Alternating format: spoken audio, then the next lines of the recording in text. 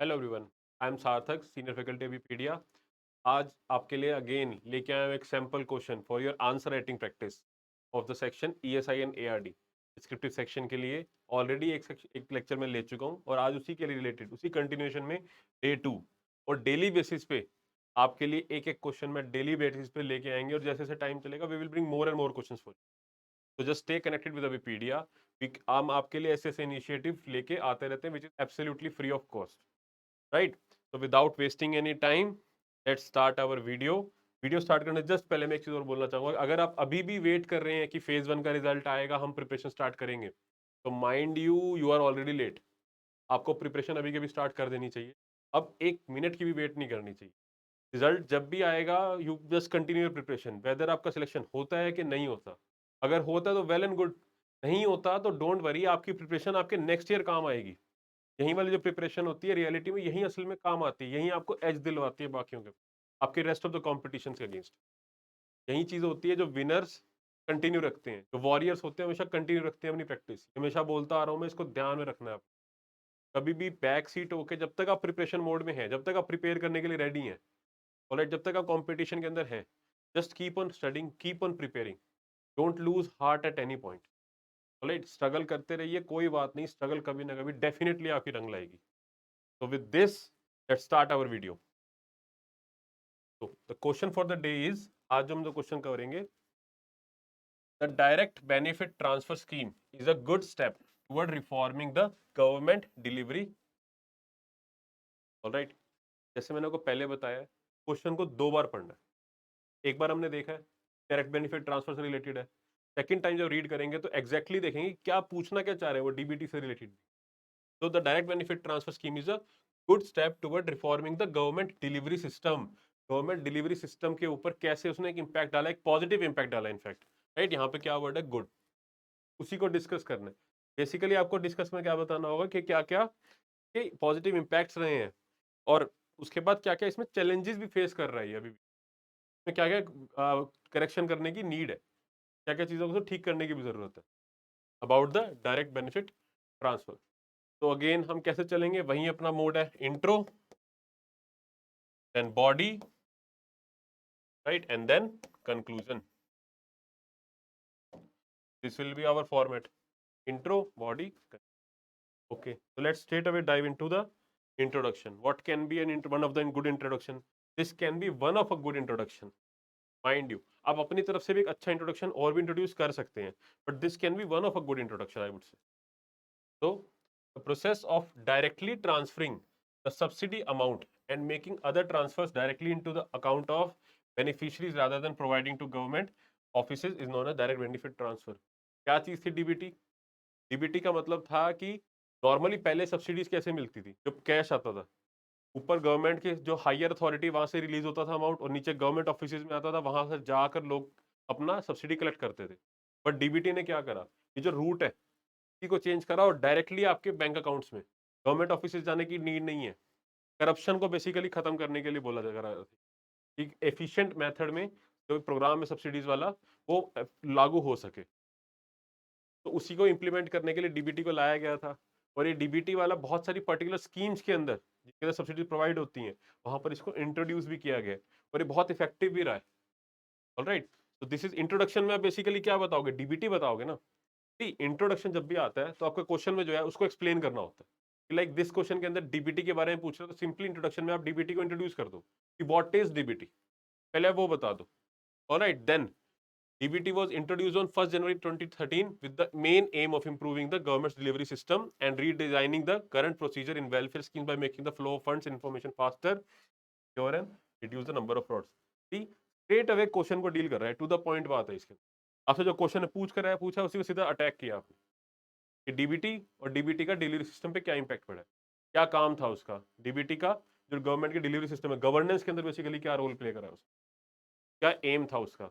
यहाँ पे हमने फैक्ट भी इंट्रोड्यूस कर दिया कि डीबीटी 2013 1 जनवरी 2013 को इंट्रोड्यूस किया गया था। Alright, so this is the way you need to introduce. Simple logic रखना, क्वेश्चन में क्या पूछा है उसको एक्सप्लेन कर दिया जाए, उससे रिलेटेड कोई रेलिवेंट फैक्ट्स, और जो क्वेश्चन में ही पूछा उसी से स्टिक रह के आपको इंट्रोडक्शन भी देना है, ज्यादा इधर उधर नहीं भागना कि इंट्रोड्यूस करते ही रह गए, यहीं पर बखान करते रह गए, ऐसा भी नहीं करना। नेक्स्ट, अब आते हैं बॉडी वाले पार्ट पे अपने, जो मेन कंटेंट है, जहां पर आपको एक्चुअली काम करने की, जहां पर आपको रियल कंटेंट प्रोवाइड करना है। Introduction is just a part, main चीज यही है आपकी बॉडी, ध्यान रखना। तो DBT transforming the governance of delivery system, यही क्वेश्चन ने पूछा है ना। तो एडवांटेजेस ऑफ डीबीटी इस it expanded the coverage of the services. देखा यहाँ पर हेडिंग्स बनाई है, फिर उसको एक्सप्लेन किया फर्दर आप, ये सबसे बेस्ट फॉर्मेट होता है। Okay, expanded the coverage of the services. In a mission mode approach, the endeavor to open bank accounts for all households expanded Aadhaar to all scaled up the coverage of banking and telecom services. Right? जब DBT का आया, DBT से क्या हुआ, services बहुत ज्यादा expand होगी coverage.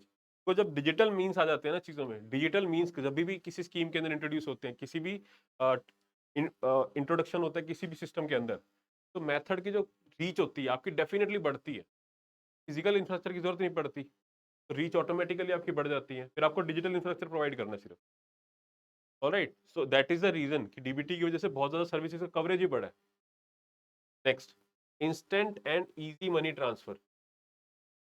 अब भी पहले सेकंड पॉइंट बताने से पहले मैं एक इंपॉर्टेंट पॉइंट बता दूं कि जब आपको पहले भी मैंने बताया ऑलरेडी आपको, बॉडी में जो लिखना होता है ना, पहले दिमाग में एक बार थोड़े बुलेट पॉइंट्स बना लो, पहले उसके हेडिंग्स दिमाग में बना लो एक बार कि भाई मैं क्वेश्चन के अंदर क्या क्या लिखूंगा, एडवांटेज के अंदर क्या क्या मेन मेन पॉइंट्स है।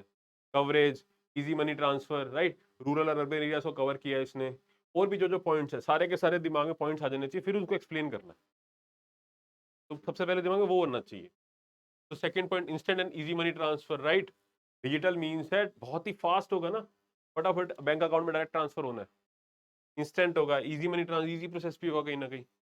It created the Aadhaar payment bridge to enable the instant money transfer from the government to people's bank account, right?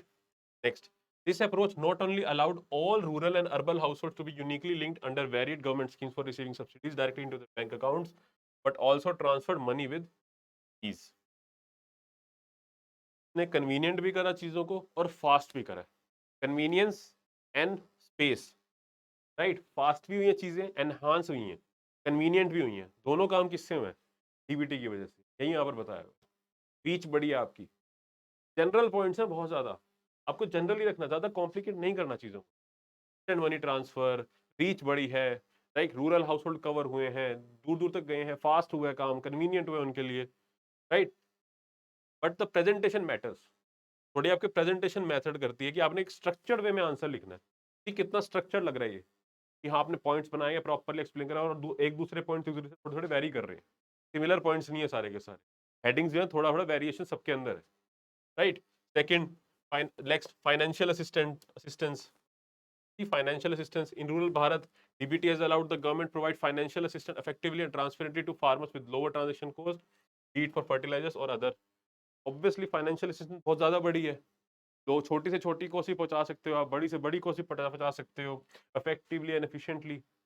Transfer of funds and social security. Social security का part, social security को enhance करा इसने, तो transfer of funds की वजह से।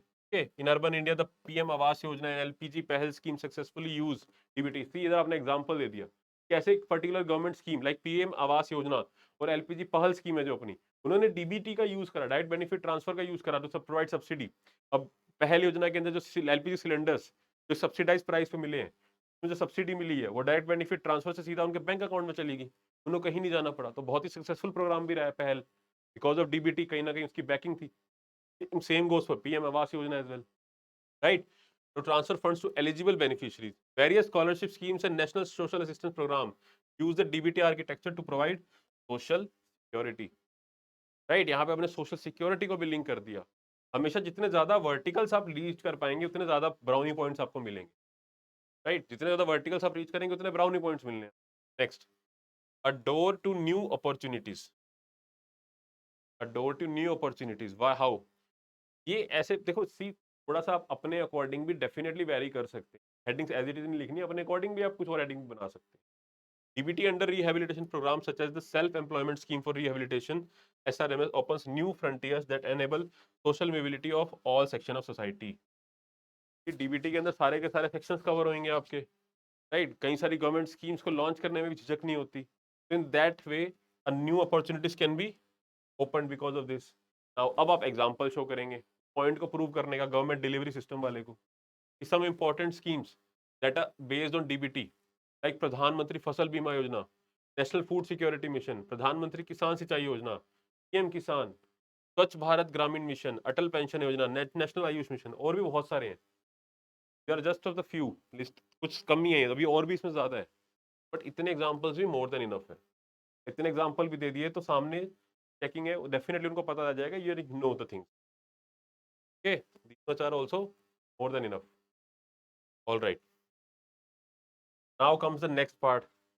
आपको जब डिस्कशन करनी है तो आपको चैलेंजेस भी बताने होंगे, सिर्फ पॉजिटिव चीजें नहीं, चैलेंजेस भी बताने हैं, बट चैलेंजेस थोड़े से आपको मॉडरेट करके बताने हैं। ऐसा नहीं कि बहुत ज्यादा दिक्कत है, डीबीटी खराब है, कुछ अच्छा नहीं है, ऐसा नहीं करना।